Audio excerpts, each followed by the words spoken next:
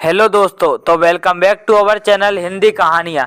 तो फिर लेकर आया हूँ आपके लिए एक मज़ेदार कहानी। तो आज की हमारी कहानी का टाइटल है ईमानदारी का फल।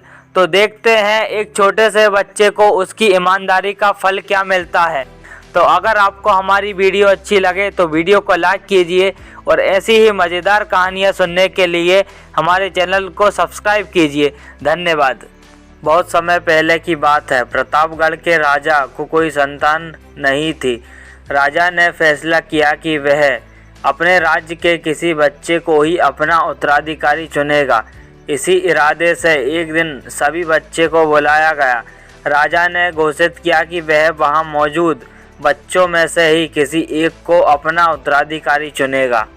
उसके बाद सभी बच्चों में एक छोटी सी थैली बंटवा दी और बोला, प्यारे बच्चों, आप सभी को जो थैली दी गई है उसमें अलग अलग पौधे के बीज है। हर बच्चे को सिर्फ एक ही बीज दिया गया है। आपको इसे अपने घर ले जाकर एक गमले में लगाना है। 6 महीने बाद हम फिर यहाँ इकट्ठा होंगे और उस दिन मैं फैसला करूँगा कि मेरे बाद प्रतापगढ़ का अगला शासक कौन होगा। उन्हीं लड़कों में ध्रुव नाम का भी एक लड़का था। बाकी बच्चों की तरह वह भी बीज लेकर खुशी खुशी अपने घर वापस पहुंच गया। माँ की मदद से उसने एक गमला चुना और उसमें अच्छे से उसकी देखभाल करने लगा। दिन बीतने लगे, पर हफ्ते 2 हफ्ते बाद भी ध्रुव के गमले में पौधे का नामो निशान भी नहीं था। वहीं आसपास के कुछ बच्चों के गमले में उपज दिखने लगी थी। ध्रुव ने सोचा, हो सकता है उसका बीज कुछ अलग हो और कुछ दिन बाद उसमें से कुछ निकले। और ऐसा सोचकर वह पूरी मेहनत और लगन से गमले की देखभाल करता रहा। पर 3 महीने बीत जाने पर भी उसका गमला खाली था। वहीं दूसरी ओर बाकी बच्चों के गमले में अच्छे खासे पौधे उग गए थे। कुछ में तो फूल फल भी दिखाई देने लगे थे। ध्रुव का खाली गमला देखकर सभी उसका मजाक बनाते और उस पर हंसते। यहाँ तक कि कुछ बड़े बुजुर्ग भी उसे बेकार में मेहनत करने से मना करते। पर बावजूद इसके ध्रुव ने हार नहीं मानी और लगातार गमले की देखभाल करता रहा। देखते देखते 6 महीने भी बीत गए और राजा के सामने गमला लाने का दिन आ ही गया। ध्रुव चिंतित था क्योंकि अभी भी उसके गमले में कुछ नहीं निकला था।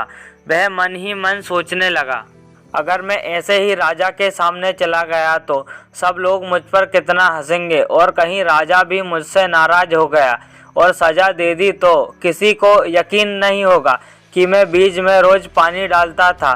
सब लोग मुझ पर कितना हंसेंगे और मुझे कितना आलसी समझेंगे। माँ ध्रुव की परेशानी समझ रही थी।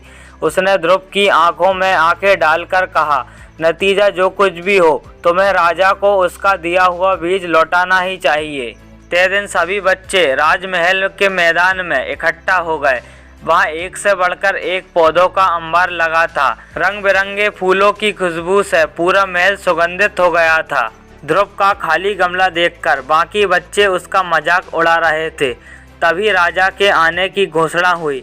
सभी बच्चे शांति से अपनी जगह पर खड़े हो गए। सबके अंदर बस एक ही प्रश्न चल रहा था कि राजा बच्चों के बीच से होकर आगे बढ़ने लगे।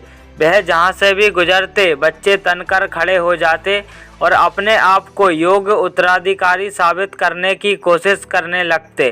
तमाम खूबसूरत पौधों को देखने के बाद राजा की नज़र ध्रुव पर पड़ी। क्या हुआ, तुम्हारा गमला खाली क्यों है? राजा ने पूछा। जी, मैं रोज़ इसमें पानी डालता था, धूप दिखाता था।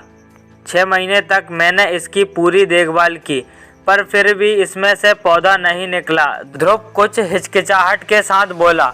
राजा बाकी गमलों को देखने के लिए आगे बढ़ गया और जब सभी गमले देखने के बाद उसने बच्चों को संबोधित किया, आप लोगों ने खुद को साबित करने के लिए कड़ी से कड़ी मेहनत की।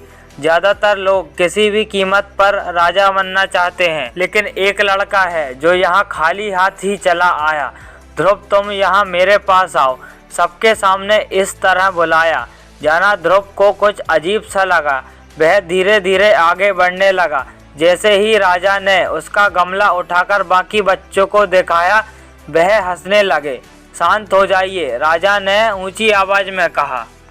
6 महीने पहले मैंने आपको बीज दिए थे और अपने अपने पौधे के साथ आने को कहा। मैंने आपको जो बीज दिए थे वो बंजर थे, आप चाहे जितनी भी उसकी देखभाल करते उसमें से कुछ नहीं निकलता। लेकिन अफसोस है कि आप सबके बीच एक ध्रुव ही है जो खाली हाथ उपस्थित हुआ। आप सबको उससे सीखना चाहिए। पहले तो उसने ईमानदारी दिखाई कि और लोगों की तरह बीज में से कुछ ना निकले, पर दूसरा बीज नहीं लगाया। उसके बाद खाली गमले के साथ यहाँ आने का साहस दिखाया, ये जानते हुए भी कि लोग उस पर कितना हंसेंगे, उसे कितना अपमानित होना पड़ेगा। मैं घोषणा करता हूँ कि ध्रुव ही प्रतापगढ़ का अगला राजा होगा। यही उसकी ईमानदारी का फल है।